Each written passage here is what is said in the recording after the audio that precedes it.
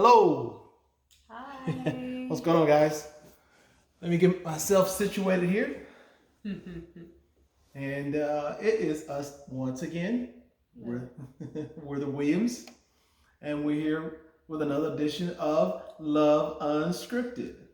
And so we just want to say that this is my lovely wife, Ramona.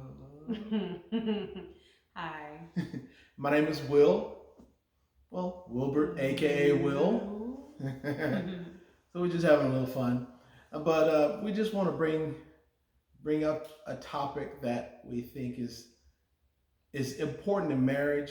First of all, thank you once again for tuning in and giving us the opportunity to speak into your lives, give our perspective on things that we encounter, and hopefully they'll bless you. So our topic tonight is how to bounce back from an argument. How to. So, babe, are we saying that we have arguments? We're saying we do have arguments. We do. But they're seldom. No. We have arguments. Leave it at that. We don't have to quantify it. We have arguments, which is true because we are human bodies, beings. This is in a true. Marriage. Yes. This is true. With opinions and experiences. Right. And moods and feelings and emotions. Mm-hmm. And so whenever all of those things get mixed into the pot, there's bound to be some disagreeing. There are bound to be some moments where, someone has upset you or disappointed you or, whatever it is. And that just turns into an argument. It's definitely a recipe for you go to your corner and you go to your corner. And I think this is a good place to talk about. So like we said, we have arguments, but so I guess this can be just kind of a undertone to our topic. How do we argue? What does that look like? And then being able to bounce back. How do you say we argue? Like, what does that look like? I would say that our arguments are pretty much, they're almost an educated argument. I think it's something similar to, because we think on a level of I think just, what is the word I'm looking for? Etiquette, because Okay, keep going. We do. I mean, when our arguments happen, but they're intense. They can be strong, and you asked me, right? Okay, yes, this is your view. This is my perspective. Your perspective. Okay. But at the same time, they can get heated. They have gotten heated, and it's gotten to moments of let's just be silent for a moment. But now, let's say, am I answering your question? I just asked you, how would you describe our argument? Yeah, I'm just, and I don't think they're ever to the point to where they are hurtful. But they are definitely it's a heated debate. But if that explains it, but they're not hurtful. That makes sense. You're going and look, this is all I was looking for. So maybe I should have asked my own questions. Maybe you should. That's my perspective. That's why it's Love Unscripted. Right. So this is what my perspective is. Can they get intense? Yes. Do we raise our voice and call each other out of our names and blah, blah, blah, all the things that might come when you think about an argument? No. That's what I mean. They're not hurtful. That's something that I can say we never do. We never go there. Now, will I try to make sure my opinion is heard and said and all that good stuff, yes. Um, and so, but I think the thing that even made us want to have this topic is, whenever you do have an argument or there's some type of disagreement, no matter what the level is, because sometimes it's just something that you are talking about, you disagree, and you might have a few words, and then you move on. It's no big deal. But then I think there are levels to arguments. Would you agree? So I think there are levels, different levels to arguments. And so when you get to those levels, certain levels make it difficult to do a quick bounce back. Like, oh, we just had an argument and now, come here, babe, let me, hug and love on you and all that kind of stuff. And so, and I guess that's the reason why I asked the question, how do we argue? Because you can go, like I said, you can go from that very baseline argument to like, you know what? Mm-hmm. Silence. Silence. Silence. Silence. Now, we all know that there are arguments out there that get into throwing things, throwing, vulgar words,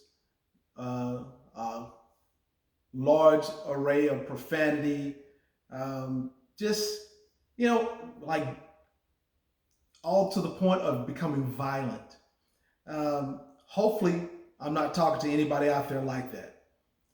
But at the same time, you've got to look at yourself and say, okay, when these things happen, and they do, just like my wife has said in a previous video of ours, we sometimes get on each other's nerves. We're not perfect. Hey, you never get on my nerves. We're not perfect. But at the same time, we do understand that there's got to be some type of recovery from that moment. That's a good word. Mm-hmm. And that moment it just can't last all day. Mm-hmm. You've got to recover as quickly as possible. Some people are able to recover, like what my wife was saying, you could have that argument and then you're back to lovey-dovey. Some people, you have that argument, you need like an hour or so to calm down, to recant what just happened and come to recap. I guess recap and recant, but yeah, definitely recap. Another word is in your mind.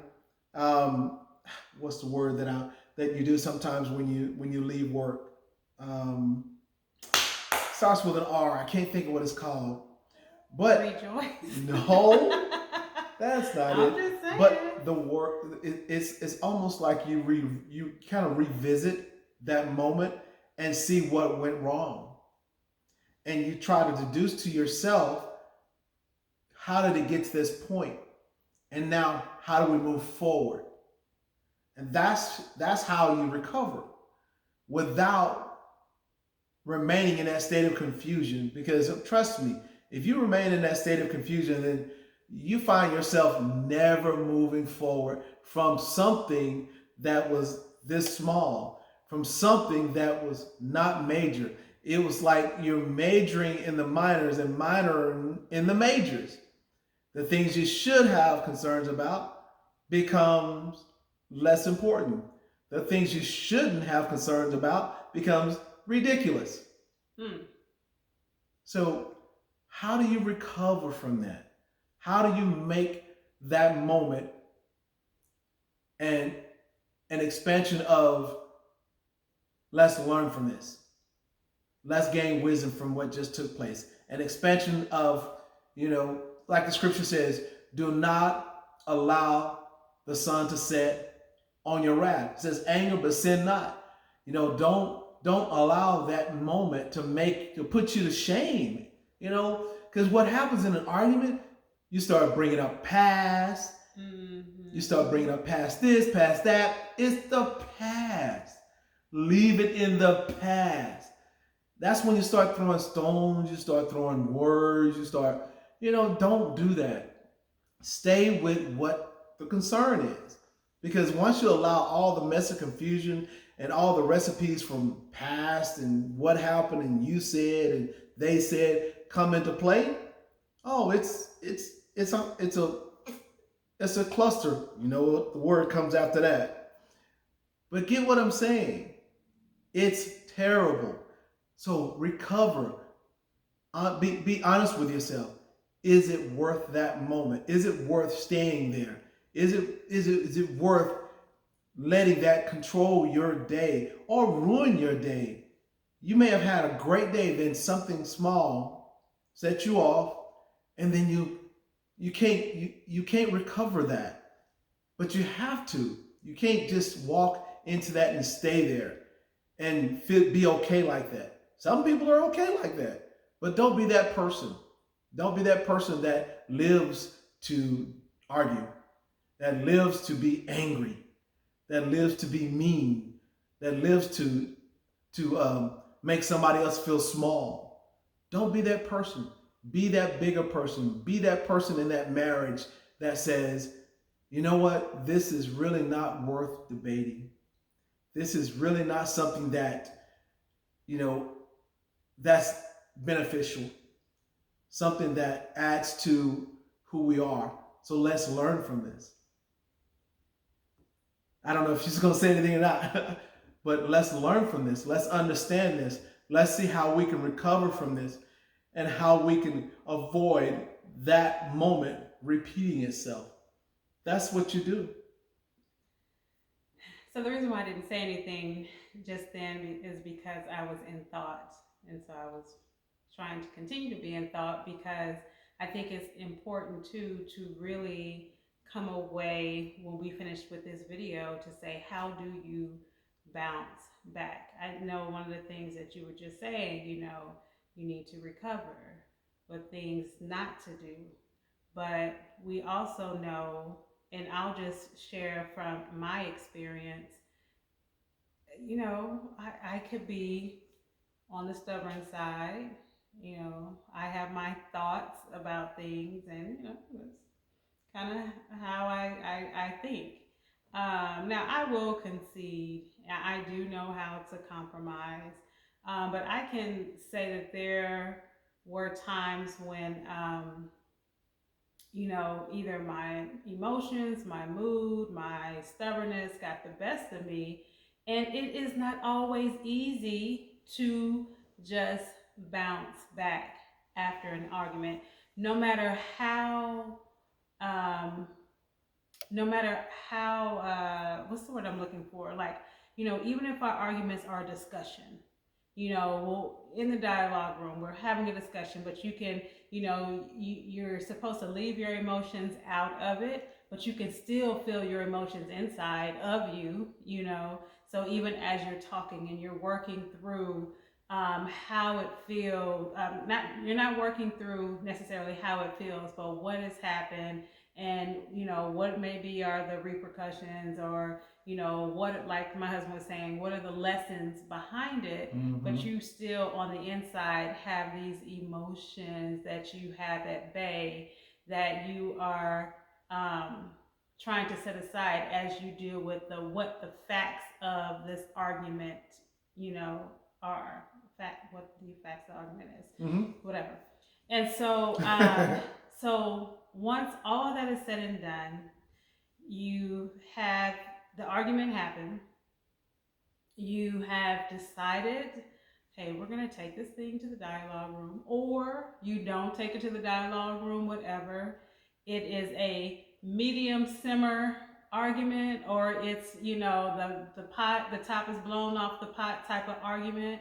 And how do we get back to the space of I not that it makes love go away, but you know, sometimes you can just be like, I'm not really feeling you right now. Right. Because, you know, my emotions, all that needs to calm down, and I need to get myself together. Now, what is everlasting is our love for each other. And, you know, this is the person who, you know, I always want to be around all of the time. This is true. Is that the same for you? Mm-hmm. That I want to be around all the time. But, you know, whenever we're in that awkward space of, man, we've had an argument. how do we get back on track? How do we recover from it? And I think one of the things for me is the thought that um, I literally am sometimes working through in my mind, how should I be acting right now? How should I act right Good now? point. Reflect. What should I say right now? Yeah. And I'm not even going to give it the educated word reflect. In my Mm. mind, I'm just saying, okay, is it worth it? Is this necessary? How can you gain control over your emotions? Because I feel like sometimes at the bottom line for myself, I don't know if I can speak for all women, but the bottom line for myself is that I am so entangled in my emotions around whatever that argument or discussion was. Wow, I that's have to good. figure out how to de-escalate myself from the inside so it can look like that on the outside, you know. And so the beautiful thing is my my love level for him that will eventually make me like, oh, he's so cute. Or, ooh, Ramona, you're missing out on some really quality hug, love, be under him time, you know. And so I think that's one of the things, being able to internalize and have that internal dialogue with yourself to say, and whatever it sounds like, because it might not sound educated. It might not. Your internal dialogue might be a sister from the hood, or your internal dialogue may be whomever. But it is, I think, necessary, to have that internal dialogue. A, B, having a conversation. Let's say you had an argument, and this could be tricky though, because sometimes a conversation after the conversation can be tricky if you're not ready to have it. Am I talking too Mm-hmm. much? No, no, go ahead. Could be difficult or tricky if you're not necessarily ready. If you're just coming in for a second round, then it's not necessary. But if you have gotten all that internal stuff together, you're like, okay, even though I'm still simmering on a low heat, I'm gonna go in to have a conversation so I can get back to that love place. That's And I good. think that would be B. And then I think the third one is just to have take action on it. You know, so you the first thing, internal dialogue. The second one is to maybe, go in for a second, like, okay, I've thought about it. Here's where I want to kind of insert myself into you again. That did not sound right, but you get what I'm saying. And then the third one is to take action. Apologize. This Exactly. this is my struggle bus sometimes. She's being honest. She's being mean, honest. yes, I can be real. I know who I am. So one thing that's important on how to bounce back, well, a couple things. How to bounce back is be aware of what you're saying and what's been said. I know my wife, she said no reflect, but reflect on what just took place and look at it and say, okay, in this, there's something I could have said something differently. Could I have done this? Could I have done this differently? And then examine yourself and say to yourself, I was wrong there. Now, here's a good thing I feel is important is sometimes for the sake of peace, apologize. For the sake of peace, even if at the level of understanding of what took place, you may feel like you're 100% right in what you did or said, but for the sake of peace, you apologize. And if you're the person apologizing, don't apologize hoping for an apology. Okay? Don't apologize hoping for an apology. You apologize simply for the sake of peace. And if you get an apology, be quick to forgive. Don't let the sun set on your wrath. Don't be angry. It says, I'm sorry, the Bible says, be angry, but sin not. Don't let this shame your day, shame your afternoon, shame your evening. It is not worth it. And also give yourself, submit yourself to the love that y'all share. And allow love to cover whatever that moment was. It says love covers a multitude of sin. Allow the love that you have for each other. As my wife said, she's the love of my life. I'm the love of her life. Let that be that common ground to recover, how to bounce back from an argument. But always, for the sake of peace, apologize, forgive, reflect, grow, mature, and try your best not to repeat what just happened. Something my wife said I thought was important. Think about it and come back into that moment, that conversation, but don't come into that moment. And that's what I'm saying. Don't come into that moment trying to prove your point again. Don't do that, because all that's going to do is add fuel to the fire. Right. That's just going to blow up, because what you do, you come in as a peacemaker. You come in as that spouse that loves the other, that says, I'm here for you. Regardless of what just happened, I'm always here for you. I hope that makes sense. Yes, it makes sense. Hope that makes sense. That's how you bounce back. And then you forgive. And then... You said the F word. That's good. That is good. And then you love each other back to the level of love that you were at prior to that moment. The F and the L word, forgive and love. Absolutely. That's how you bounce back. Yeah. Because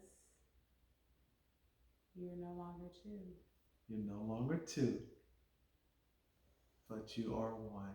Thanks, babe. Yes, and the beauty of that is knowing that, you know what, I don't want to just argue with myself. You're no longer two, you're one. You're one. So you Oh, wouldn't that's just a good point. argue with yourself and continue to stay mad with yourself. Right. You can be disappointed in yourself, but at the end of the day, you're going to come back to yourself, because you are the you that you have. Good point. Our one is the one that we have, right? And so spend more time in love and forgiveness. Yes. And, all those other things, it's not necessary. Totally not. So I speak into your life, a life of forgiveness and love and respect and honor for each other, and knowing that because we are human, that there will be arguments, and I think that's okay. But I speak that you are able to learn from them, that you will never disrespect each other in those moments of arguments, but maybe use it for fuel for something else later on, and to make your marriage happy.